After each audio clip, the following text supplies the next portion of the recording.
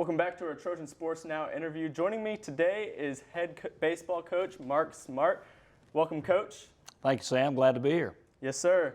And we're just about a week away from the opening of the season. Next Friday is the first game. Anticipation, everybody's getting excited. What are the feelings coming into next Friday? Well, excitement, certainly. This is a long journey for a team that our first meeting was in the middle of August when fall semester started, and we don't throw a pitch until mid-February. So that's a long time to wait. A lot of anticipation build up over that time.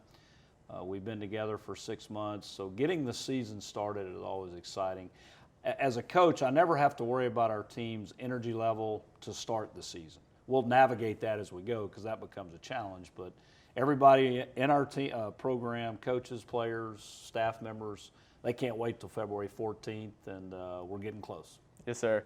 And last Saturday, Fan Day here in Riddle Pace Field. It was a dreary morning, and we saw lots of fans packed in to come meet the softball, the baseball players, get some autographs, just get to know everybody. What is it like just seeing the excitement from the fans? What is the team feeling coming into this week? It's a great deal to have Fan Day. We've been doing that for some time now. There's several things I like about it. First, we combine baseball and softball. That's a good thing to merge those two. We're certainly sister, brother sports, of course, but there's a lot of correlation fan-wise. Secondly, and this is what I think is the best part of Troy, we stayed true to who we are. We're a small school that is connected to each other. Our fans get real close access to our players, and they're on the field with our kids. They meet them. They know who they are by name. I think that's important. They get a chance to interact, get an autograph, and quite frankly, the kids spent most of the time running around the field and having a big time. So I was stunned at the number of people that showed up on not the best weather day. A little damp, a little cool. Battled some mist, but they lined up in droves and spent well over an hour out there, and so I was really glad to get that day done. The other thing about Fan Day that's exciting to me is that tells me it's close. You know, we got people in the ballpark. The season's right upon us. Softball starts this weekend, and we start next weekend, so we certainly look forward to getting started. Yes, sir. And one thing you mentioned was just Troy itself, something special about Troy. Of course, you were a player here, two-time national championship, coached under Coach Riddle, coached with Coach Riddle. What is something to you that is just so special about Troy that makes this place just a unique place? I felt it in 1985 when I came here to visit the first time. I grew up in Georgia, had no connection to Troy, never been here, was recruited by the assistant coach at the time, showed up here on a visit, met Coach Riddle for the first time, and knew there was something special. And the day I walked on campus the first time as a student, it was a comforting feeling. People care about you. They know who you are. All my instructors knew my name. People around town knew me through baseball. Fell in love with Troy, and fortunate to come back many years later. This is my 18th season back, Sam, and so a lot of great memories, a lot of good people. The beauty of Troy is, I say this all the time, we are on a bigger stage now. The Division I arena is the largest amateur arena available. When I was here, we were on a smaller scale in the Division II world. We're on the biggest stage, yet we still stay true to who we are. We're a small, close-knit community. Troy and the university are kind of the same. It's a great place to live. It's a great place to work. I'm very fortunate to be the head coach of my alma mater, something I take great pride in every day. Yes, sir. When we talk about being on that big stage, brings big challenges. This year we have a very tough schedule, playing at Florida, the number 4 team in the country, bringing the number 7 team, Arkansas, here, and then just a week and a half we'll play at Alabama. What's the schedule looking like this year? Very challenging, something we try to do on an every year basis. We play as many good teams that will allow us to play them. When you have marquee teams like Arkansas and Florida, that certainly brings a little more heightened awareness to it. There's not a bad baseball team on that schedule, Sam. Everybody on that schedule can beat our team if we don't play well. You have to play well to win in Division I baseball, but when you get opportunities to go to the University of Florida and play a 3-game series in Gainesville, you find out a lot about your team. You find out a lot about the character of your team. That's going to be a very difficult place to win. We look forward to that challenge. It happens early in the season, week 3. It'll be a great learning curve for our ball club, and then a couple weeks later, the University of Arkansas, who's been to Omaha the last 2 years, possibly had the best team 2 years ago and came within an out of winning the College World Series. 2-time Omaha team coming to Troy. That's a huge thing for our program to get a team of that caliber here. Give our fans a taste of what a truly high-powered program looks like. They're one of the best 5-10 teams in the country every year. Great opportunity for our guys to be challenged. And all of those things help us prepare for what is always a very challenging 30-game conference schedule that starts in the middle of March. We open up on the road at Georgia Southern. We'll have to be ready to play and play our very best baseball to have success in the Sun Belt. So when you step away from it, there's 2 takeaways. 1, the challenging opponents, and then 2, saying we've got a very difficult road schedule this year. We're on the road quite a bit in the middle of the season. We're at home early, we're at home late, but in the middle we're on the road a lot.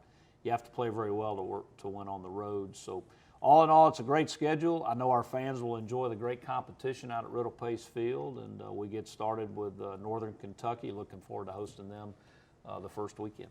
Sir, and outfielder Rigsby Mosley and pitcher Levi Thomas both named to the preseason All-Sun Belt team. What is it like knowing that the conference just respects your players, know that you have these guys that can just make a big impact? What is it like knowing that you have those guys on your team? Well, I'm proud for both of those too. Anytime you get that type of recognition, those votes come from the coaches in our league. And obviously, both Rigsby and Levi have earned that respect through their own performance.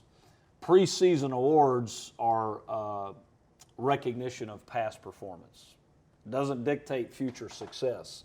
Both of those young players know that. They're third years in the program, both juniors. They'll be counted on and expected to do some positive things to help our team win. In particular, Levi will be our #1 starter. He'll start opening night on Friday night. He's experienced, he's grown and matured. Rigsby is one of the best hitters in our conference, and quite honestly, in my 30-plus years coaching, he's one of the top 10 or 15 hitters I've ever coached. He can really hit, and I look forward to him to have a great junior year. We've got several other returning players, in particular Drew Frederick, our shortstop, is a 4-year starter. He didn't get preseason recognition. We've got a talented shortstop in the league from Lafayette that got that. But Drew's one of the best players in our league, hands down. He's been an all-conference player the last 2 years, an all-region player the last 2 years. He's going to leave here with several school records. He's been a terrific player. I don't worry about guys like that. I know what they're going to do. I expect them to do certain things. So those are the 3 guys that probably deserve a lot of the attention. We've got other players that will be counted upon. But at the end of the day, when you try to build a successful program, individual awards come, but all of these players, Levi and Rigsby and even Drew, the older guys, that they understand that they're only going to be as good as those around them. And if we're going to have success, we're going to have success as a group. Yes, sir. And the previous seasons, you had somebody on your team, your son Chase, that just grew up under your teachings. He's been kind of the field general, if you will. Last season he didn't get to play quite as much as he'd like to, but what is it going to be like not having him, and who is going to fill that position? Well, it's a good question. Anytime you lose someone that's been a 4-year starter, Chase played a lot of games. In fact, he's the school record holder for most games played in his 4-year career. At an important position. That catching role is, like you mentioned, the field general concept. Caleb Bartolero is a sophomore that did get to play quite a bit last year after Chase got hurt some. Got good experience as a freshman. Caleb is a very talented player. He's not going to be as experienced as Chase. He can't help that. He's only been here a year. But his skill level and his ability, I think, you're not going to see a big drop-off from that position, other than you came to expect Chase to understand how to do certain things and handle certain things. Caleb will grow into that, but he's a very talented player. The fact that he's a sophomore, I don't think will impair him at all in terms of that leadership on the field role that he's caught most of his life. So I look forward to him. It's going to be a unique thing. This is my 5th year as a head coach, but it'll be the first year I haven't had my son on the team.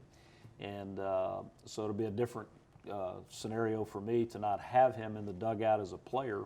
I look forward to giving these other players a chance to grow and learn and expand. And I think Caleb's going to be a really, really good player in the Sun Belt Conference. Yes, sir. And one thing we talked about earlier was the coaches voting on the All Sun Belt team. Another thing that the coaches voted on was where they thought each team would rank this season. Currently, with that coaches poll, Troy is put at 4th in the East, where they finished last season. Can you tell me what your expectations are? Do you have a particular goal for this season? Where are we looking at that? Always have goals. That's part of a season or a team. You always have aspirations, and our expectations are very high. Being picked 4th it's not an insult, it's a fact. That's where we finished last year. That's part of it. I think we're a better team than that on paper. I don't dispute anything like that. I picked our team to finish 2nd in the East because I believe in our group. But instead of having specific goals like winning the league, those are always part of it. Competing well in the Sun Belt Conference and have a chance to win that league. If we do that, we're going to be a good team. I challenge our team every day. It's a goal that I put in front of them every day to be the very best team they can be today. We all are guilty of looking forward and talking ahead.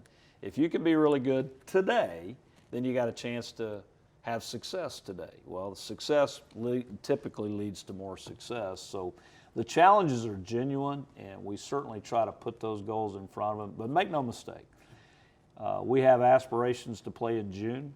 That's the NCAA tournament that starts in June every year. We were in the regional tournament in 2018. We did not qualify last year. That's our goal. That's what we strive for every day. And in order to do that, Sam, we're going to have to play very well against a very difficult schedule. But I do believe this team has the ability to have success, and we'll continue to challenge them every day to reach that type of success they can earn.